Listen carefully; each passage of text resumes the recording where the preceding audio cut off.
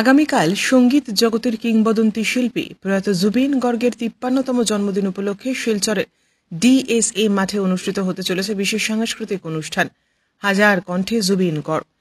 বিকেল ৪টে থেকে শুরু হবে এই বর্ণাঢ্য অনুষ্ঠান। বরাক উপত্যকার শিল্পী, সাংস্কৃতিক কর্মী এবং সাধারণ মানুষ অংশ নেবেন সেখানে। আজ শিলচরে অনুষ্ঠিত হচ্ছে অনুষ্ঠানের অন্যতম আকর্ষণ মায়াবিনী গানের মহড়া।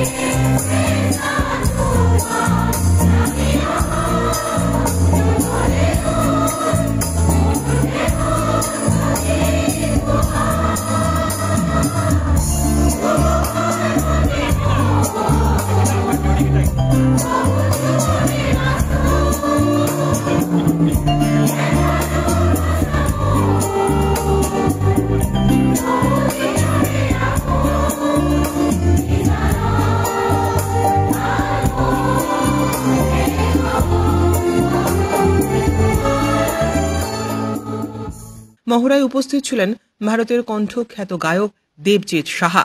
এদিন মহড়ার ফাঁকে আয়োজকদের পক্ষ থেকে কেক কেটে দেবজিৎ সাহার জন্মদিনে উদযাপন করা হয়, যা অনুষ্ঠানে এক আনন্দঘন পরিবেশ সৃষ্টি করে।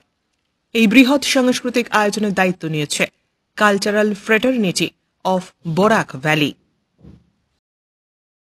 এটা একটা ইতিহাস হবে, হচ্ছে জুবিন গার্গ নিজে একজন ইতিহাস হয়ে গেছেন।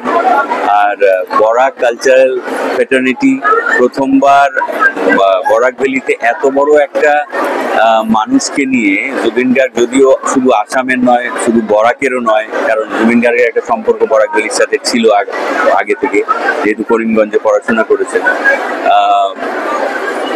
আমার এটা ভাবতেও ভালো লাগছে যে ডেফিনেটলি জুবিন গার্গ সারা পৃথিবী জুড়ে ওনার পরিচিতি পেয়েছে, কিন্তু বরাক ভ্যালিতে এইভাবে জুবিন গার্গকে নিয়ে কখনো কোনো অনুষ্ঠান বা এইরকম ওনার জন্মদিন উদযাপন হয়নি। ফার্স্ট টাইম একটা ইতিহাস ঘটছে। অনেক হাজার, আই থিঙ্ক ৮-১০ হাজার মানুষ তো হবেই আগামীকাল। সবাই মিলে আমরা একসাথে জুবিন গার্গের জন্মদিন উদযাপন করব। আর আমার ভালো আরো লাগছে যে একদিন আগে আমার জন্মদিন, আমি এই দিনটাতে আমার শহরে আমার শিল্পী সমাজের সাথে একসাথে আমার জন্মদিন উদযাপন করছি। আগামীকালকে জুবিন গার্গের জন্মদিন উদযাপন হবে, তো সব মিলিয়ে একটা আনন্দের বিষয়। কিন্তু ডেফিনেটলি জুবিন গার্গকে কালকে উনার অনুপস্থিতি মানে উনি আমাদের ছেড়ে চলে গেছেন, বা ওনার সঙ্গীত, ওনার আদর্শ সবকিছু আমাদের কাছে ছেড়ে গেছেন। সেই নিয়ে আমরা কালকে ওনাকে ছাড়া ওনার জন্মদিন আমরা উদযাপন করব সবাই মিলে। এটাই ভালো লাগছে। আর সাথে অবভিয়াসলি আমরা সবাই খুব ইমোশনাল হয়ে আছি অনেক দিন থেকেই অ্যাবাউট জুবিন গার্গ।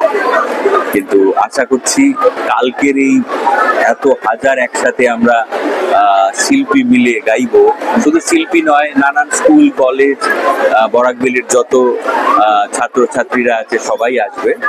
আর আশা করি এই অনুষ্ঠানটা অনেক সাকসেসফুল হবে।